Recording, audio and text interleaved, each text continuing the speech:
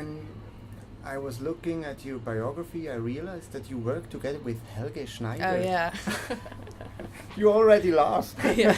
I guess that's something you won't never forget. Right. Yeah, no, he's hilarious. I didn't understand much of what he said, but, I mean, he's funny in any language, so... So you got it very quick that he's not only a brilliant improviser, but also a comedian. Yeah, definitely. Yeah. And what was it strange in the beginning? Did you think, how weird is that guy? Because he's weird. I don't. Well, but great. He's unique. I mean, but yeah, I'm open to working with different people. So that's nice. And I guess your, I think, grandparents were listening a lot to jazz music, yeah. so I guess that's where you realized that you love improvisation too, or through jazz, or... Yeah, I've always loved music. Grew up playing classical music. My dad was a big Motown fan, and loved hip hop. Loved R&B, some alternative, hard rock. So just putting everything together is what I like to do. But your breakthrough was through beatboxing. Yeah. What went wrong? What went wrong? Well, tons of people play piano, it's not something new. But beatboxing is something unique, so I guess I didn't do it really on purpose. That's just how, things turn out. But I had to do something different that, that people don't normally do to get recognized. So. And you did fantastic, and you do fantastic. And then you went to this TV show, America's Got Talent. Yeah. Now, these kind of contests, you became third, I think? Third? Yeah. So people are always arguing about advantages and disadvantages. If someone very young has got talent and goes into these TV shows. Now you did it. You succeeded. What? In retrospective, what do you say about it? What are the advantages? What are the disadvantages? I don't think, honestly, there were any disadvantages. During the time, it was a little stressful because you never know if you're going to get through, or there's constant pressure and they make it as hard as possible, so you get stressed out, because that's great on live TV. But it was exposure, to the whole United States. And then as I had no idea that it was going to be shown across the world. So every year after that, they showed it in a different country. So I would see, people would, back in the days of MySpace, they would message me. And then even on Facebook, then they would message me as well. And I'd get emails through my website. So some people from South Africa, people from Brazil, people from the Philippines, from Malaysia. So I didn't know what I had gotten myself into, but in a very positive way. So, it's great. So that's quite fascinating. Yeah. You got discovered like all around the world. Yeah. Through the internet. Right. In the end. Yeah. Did you have to regain humility when you went abroad and had to conquer the outside world? I mean, it was actually my booking agent made it pretty easy, I guess. My first show back, I was surprised at how many people were there because I didn't think that people would know me. But I guess the festival did a great job of promotion. So I did one solo show in Berlin to kind of warm me up at the A Train, and then I did the Hamburg festival. Sorry, A Train. That sounds like a Duke Ellington. It was. Song? No. Yeah. There's a jazz club in Berlin called the A Train. So I did my first solo show there, and then went to the Hamburg Jazz Festival, and I was amazed at how many people showed up at the show. So it wasn't. I guess when you do festivals, it's not as hard. Because people are going to be there anyway to see the show. So I did a lot of festivals. Yeah. And So. is it how is it working out for you? Even better in Europe now than in the United States, or same? Well, I've mostly performed in Europe and in Asia the past couple years. So I guess so. Yeah. May makanarong di.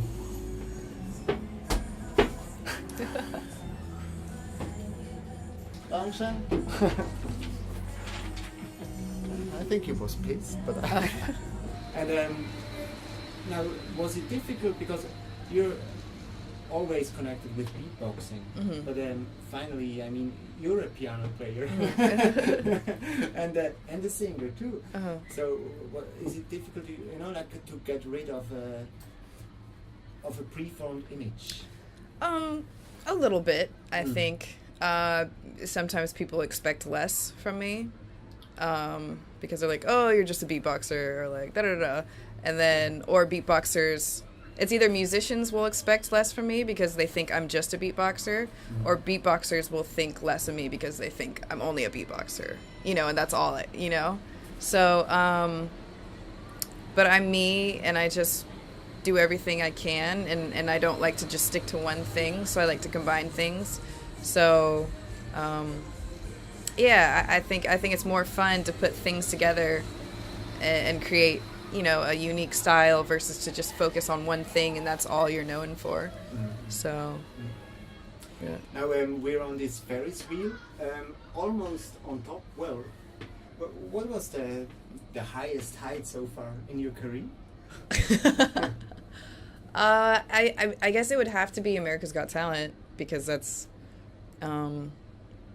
when it just, I was here and then it just like went there.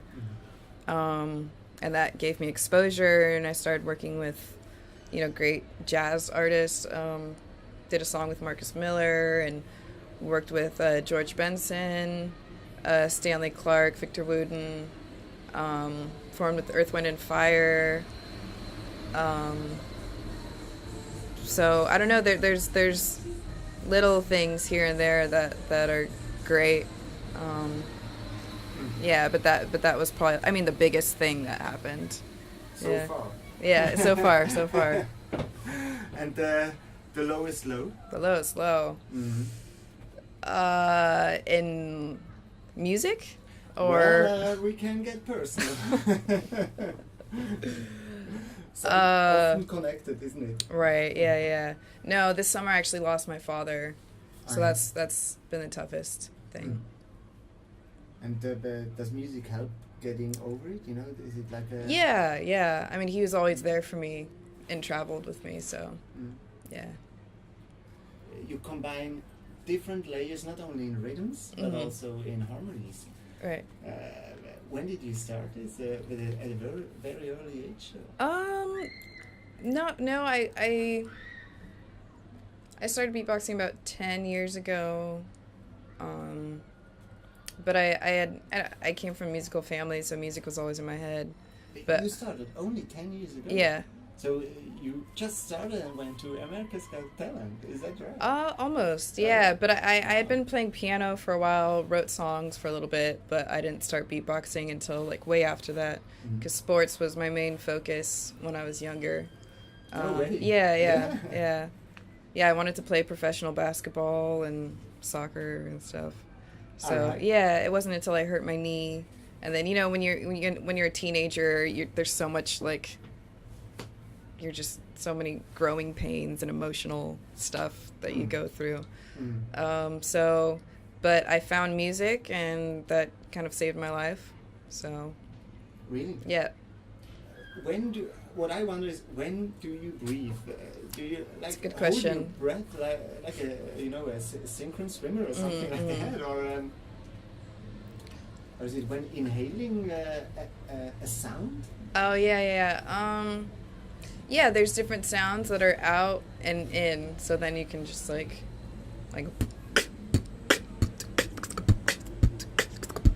So you're breathing out and in at the same time. Can you give us a melody, a tune too? We'll see. Or do you have like to warm up? Oh, it's okay, I guess. I'll just.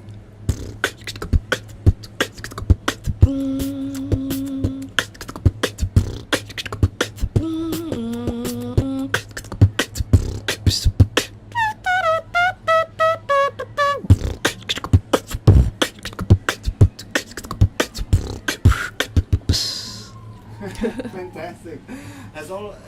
Was there sometime a trumpet player who said, "I'm jealous"? No, not yet. Not yet. It's gonna happen soon. Yeah. And then now you're an artist in residence, also working with some musicians who are gonna come. Right. What have you done so far? Well, last night, I mean, it's been open, what, 3 days? 4 days? Yeah. Just started, yeah. So, last night was with Matt Bianco. That was a lot of fun.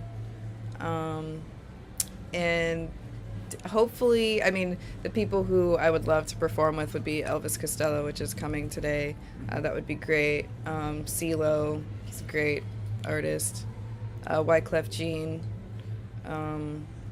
Dr. John, Arturo Sandoval. Yeah, those would be really cool people. But you're kind of a little bit a shy person, aren't you? Yeah, well, I'm not going to be doing the talking. I'm not the type of person like, let me play with you. You know, I don't want to. I would love to, but it's it was the festival and their idea, which I think is a great idea. Yeah. But I'm never one to put myself like, hey, look at me, So, yeah. They do it. Yeah.